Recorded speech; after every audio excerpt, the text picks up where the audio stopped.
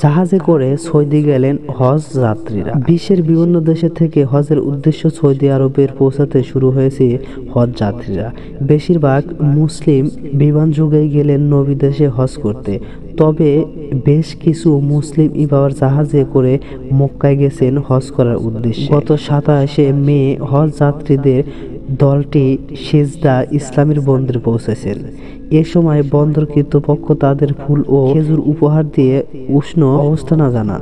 Saudi বার্তার সংস্থা MPR সূত্রে আরো নিউজ এ তথ্য জানিয়েছেন। সৌদি আরবে পাসপোর্ট বিভাগ জানিয়েছেন, এবারে হজে অংশ নিতে এখন পর্যন্ত 5,32,958 জন পৌঁছেছেন।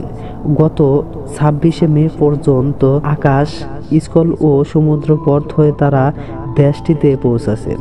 এর মধ্যে আকাশপথে 5,23,729 জন সৌদি আরব গিয়েছেন, আর স্থলপথে 9,210 জন এবং সমুদ্রপথ 19 জন দেশটিতে প্রবেশ করেন।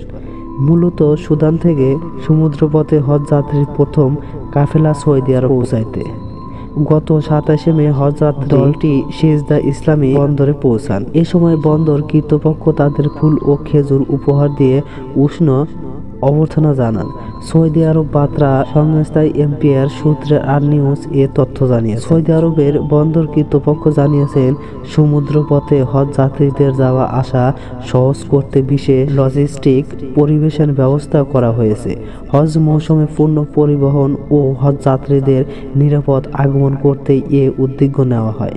এদিকে বাংলাদেশ সরকারের ধর্ম মন্ত্রণালয় জানিয়েছেন, চলতি বছর বাংলাদেশ থেকে হজ করবেন 85,257 জন এবং এখন পর্যন্ত 47,985 জন 121টি ফ্লাইটে সৌদি আরবে পৌঁছান।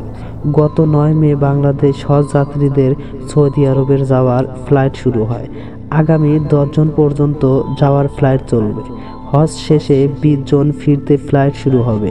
দেশে ফেরার ফ্লাইটে শেষ হবে আগামী 22 জুলাই।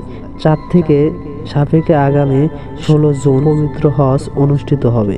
এই বছরে সারা বিশ্বে 20 লাখের বেশি মুসলিম হজ পালন করবেন বলে আশা করে সৌদি আরব।